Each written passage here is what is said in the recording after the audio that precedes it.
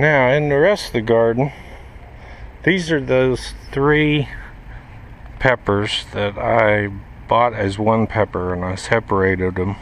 I don't know what they are, but they're still alive, they're still doing good. Get them transplanted individually. The Hansel eggplants are still setting on. They don't always make huge eggplants. Some of them are long and some of them are short, fat, and squatty, like little eggs. But the Gretel is just starting to set blooms. That's a goji berry. Those should bloom this year. And then here's all my peppers. Lots of hot peppers, some new mix, some mini bells, some hot paper lanterns, just a whole ton of peppers. And then here are a bunch of tomatoes, 25 tomato plants here, I believe. And I reconfigured these buckets. They were going vertically, now they're horizontal, so I can get them next to the fence and I don't have to reach over as far. We've got some green beans planted in here in the back row, and we're going to plant some more up front. I'm going to stagger those a little bit. This plant is left over from last year. This is a big beef. It's one of Bobby's big beef tomato seeds that he gave me, and they're still setting on, so I couldn't kill that plant. It's still growing, still blooming. I don't see any blooms on it right now, but obviously it bloomed. And I've got some new tomatoes growing that I just planted in with all these onions. And these cherry tomatoes are still going. Looking pretty sad, but they are growing and they're setting on fruit. I think I'm going to start some new plants, take care of them a little better. Those have been a little bit unattended. And then on my hydro project, these plants are still alive, but they're not doing so well because I've just been running water through here. I'm still in the testing phase, but I did get some reclamation tanks set up, and I bought a pump, and I bought a 12-volt battery with a 12-volt utility pump, and it will suck all the water out, bring it up this hose, and dump it back in here.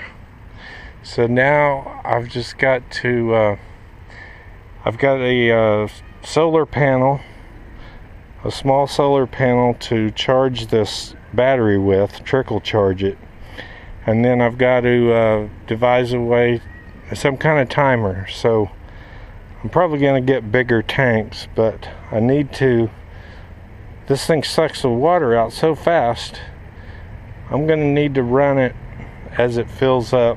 I'm thinking about a float valve switch or something like that. I think a float valve switch would be better than a timer, because I can't always guarantee that there's water running in here, because sometimes these probably could fill up or clog up, and then the tanks wouldn't have water in them. So I'm still working all this out, but at least it's working.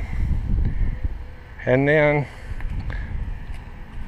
I want to show you the redneck table. This is a gardening table and can be used for a picnic table.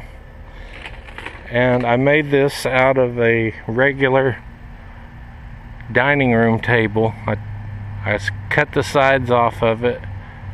I put on this piece of diamond plate, and then I used these rails from their bed rails. I cut them and then I screwed them all on here. So I've got a big, strong, sturdy table to do my gardening on, you know, potting up plants, picnicking, and I'm thinking I could build hoop houses on this and grow my plants in the wintertime. As much wintertime as we do have here in Florida. But I think it'd be just enough to, like, it only froze twice here last year. The freeze window is very short here. I think it really lasts like 2 weeks. Since I've been here in 2 years, it only has frozen twice.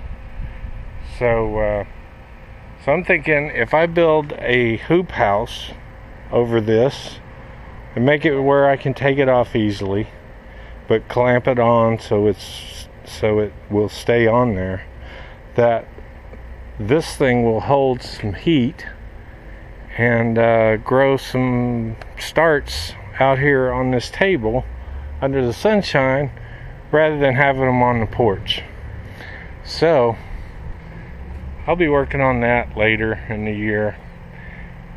I'm taking a little vacation so I can finish up some projects, but I'll be taking some videos of what else I got going on. So you stay tuned. Thanks. Bye.